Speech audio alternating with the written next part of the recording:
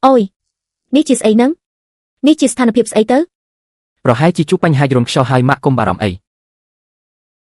លោកស្រីសូមមេត្តាអង្គុយចុះសិន មកពីមាត់ក្មេងចង្រៃនឹងនិយាយមែនខ្ញុំពិតជាសើចព្រោះសម្ដីគេមែន ប្រហែលជាយន្តហោះជួបនឹងចរន្តខ្យល់បន្តិចបន្តួចហើយសូមអភ័យទោសចំពោះបទពិសោធន៍មិនល្អនេះ លោកស្រីនិងលោកមហាសេដ្ឋីទាំងឡាយយន្តហោះទើបតែជួបនឹងចរន្តខ្យល់មានការរញ្ជួយបន្តិចបន្តួចសូមមេត្តាដាក់ខ្សែក្រវ៉ាត់ឲ្យបានជាប់ជាបន្ទាន់យើងនឹងផ្អាកសេវាកម្មក្នុងកាប៊ីនបណ្ដោះអាសន្នសូមអរគុណចំពោះការសហការខ្ញុំបានប្រាប់ហើយថាកូនប្រុសរបស់ឯងជាអ្នកបើកយន្តហោះអាជីពគេដឹងគ្រប់យ៉ាងហ្នឹង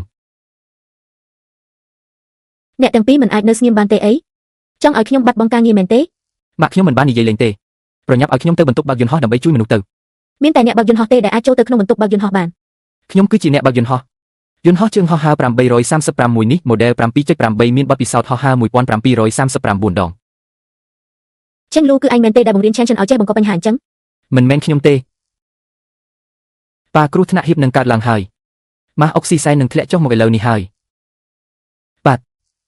ចេញលូតើឯងបង្រៀនឆានចិនបែបនឹងរាល់ដងមែនទេអ្នកទាំងពីរកំពុងតែបង្កបញ្ហាហើយ ខ្ញុំជាកូន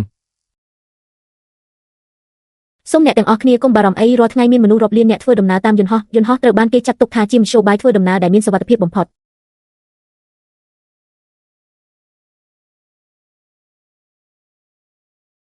ប៉ា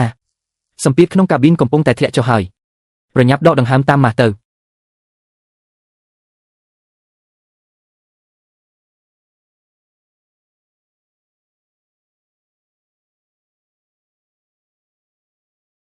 លោកអ្នកដំណើរទាំងអស់សូមកុំភិតភ័យអីយន្តហោះកំពុងជួបនឹងចរន្តខ្យល់ខ្លាំងសូមមេត្តាអង្គុយឲ្យជាប់ពាក់ខ្សែក្រវ៉ាត់និងទាញម៉ាស់អុកស៊ីសែនចុះមក